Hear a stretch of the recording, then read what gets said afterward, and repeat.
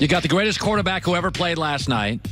Then you can take a deep breath, go out with your wife tonight, have a nice dinner. You wake up tomorrow, you get Texas, Oklahoma, one of the great college football rivalries, one of the great rivalries in American sports. Then you get Conor McGregor and Habib. And then NFL Sunday, you get great games, huge NFL Sunday. You get baseball playoffs. By the way, that Josh Hader guy I talked about yesterday, the guy that strikes out, the rock star, right, the Metallica guy. So he strikes out 2 people per inning. He came in yesterday, he faced 4 batters, he struck out 3. He's like the heavy-set Little League kid with a mustache. He literally, he throws that hard. So you got baseball playoffs, you got NFL, you got Texas, Oklahoma, which is great. And I'm telling you, Conor McGregor is going to smoke Habib. I cannot wait. I've already spent my money. All right. So one of these things, blazing 5 and 10 minutes. One of these things, I hate when people go to cliches and instead of learning and just doing a little homework, people fall into bad cliches. So the big cliche in the NFL now is, nobody lets us play defense.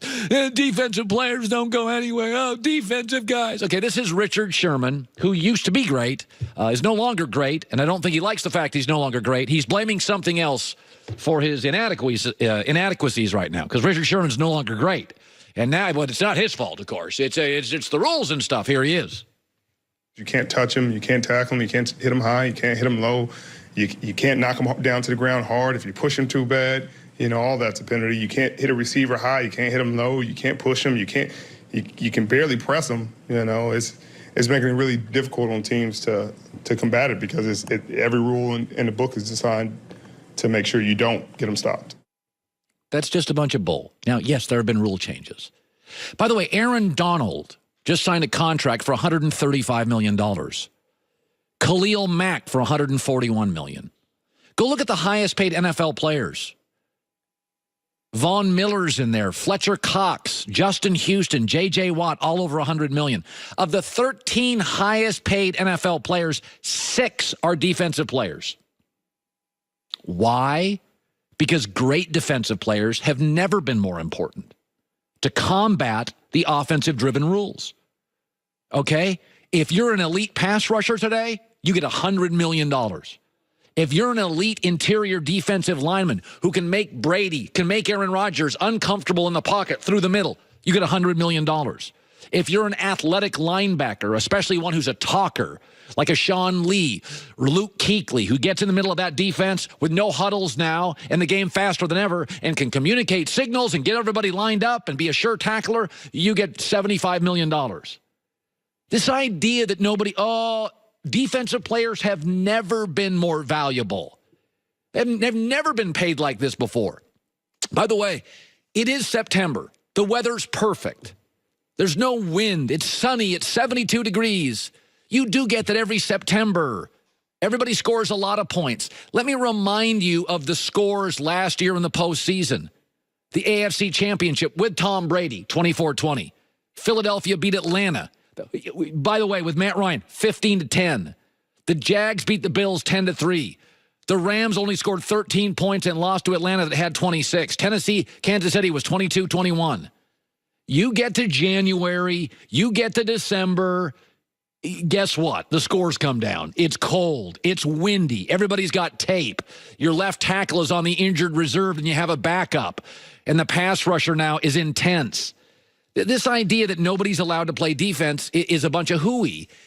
Marcellus Wiley played in the NFL. He talked about this. You just have to evolve and learn how to tackle.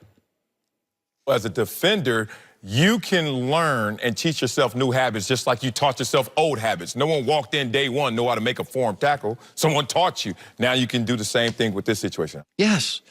This idea defensive guys have never, ever, ever been more valuable. Because the game is, by the way, it's just like the NBA. Remember a couple years ago when LeBron James and Kyrie Irving beat the Warriors? Do you remember that? And we think of the NBA as all offense. There were 2 plays at the end of the game that won it for the Cavs. One was a shot by Kyrie Irving. The other was a block by LeBron James. It was a block. Like, nobody's saying the NBA is not offensively driven. But did you notice how much better the Rockets got? Because they already had James Harden. You notice how much better they got when, by the way, Chris Paul arrived, the best defensive guard in the NBA. They improved 10 games and got to the Western Conference Finals and had a 3-2 lead on Golden State. Not because they had better offensive players, because they had Trevor Ariza, because they had Chris Paul who plays defense. Nobody's saying the games aren't leaning offense. It's like hockey. They got rid of clutching and grabbing in hockey.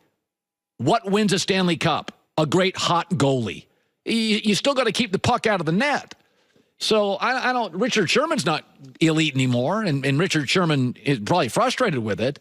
But this is just 13 of the highest paid players in the NFL. 6 are defensive dudes.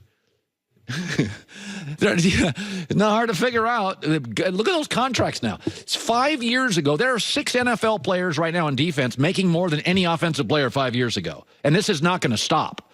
A great pass rusher is just going to get paid for the rest of my life. Anytime there's rule changes, people are going to complain because people don't like change. And anytime there's rule changes, it's going to benefit someone and not benefit someone else. And that's what we're dealing with now. For me, I just feel like fans get tired of seeing flags every other play. That's an annoying watch. Yeah, and it becomes almost about the referees, and that's the worst. But that's not what Richard Sherman is talking about. Look at this list of highest paid players. It's all quarterbacks and defensive players. It's not running backs. It's not wide receivers. It's not tight ends. It's not offensive players. It's quarterbacks and the people who have to stop the quarterback. That's it. So it's a bunch of hooey. I mean, it's just a bunch of hooey. Hockey got rid of clutching and grabbing. Why did the Las Vegas NHL team have a great year? They had a great goalie. Well, look how people talk about basketball. Back in the day, when you could put an elbow in someone's neck. Like, yeah, but the game has evolved now, and it's more better. finesse. It's more fun. And what's happening? It's more popular. It's more global. I was watching last night. I was watching the Patriots-Colts, and last year, people forget this. NFL is a very physical sport, and sometimes there's a team every year in the NFL, a team or two that just falls apart. Last year, it was the Washington Redskins. Washington, people forget this, very early in the year, Washington traveled out to the Rams and shut them down. It was like Jared Goff got shut down. The Rams offense got shut down. People forget about it because the Redskins fell apart physically. Their whole offensive line got hurt. They had like 20 injuries. All their running backs got hurt. Their offensive line got hurt. Their pass rushers got hurt.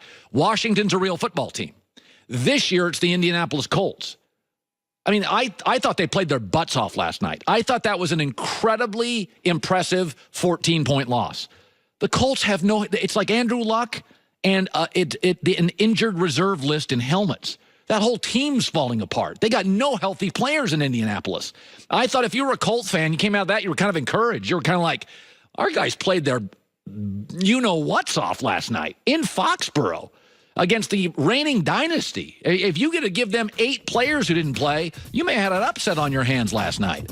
Blazing 5 right around the corner on a Friday. Ty Law, 3 rings, former Patriot, 5-time Pro Bowlers joining us today. It's the Herd. Excuse me, is that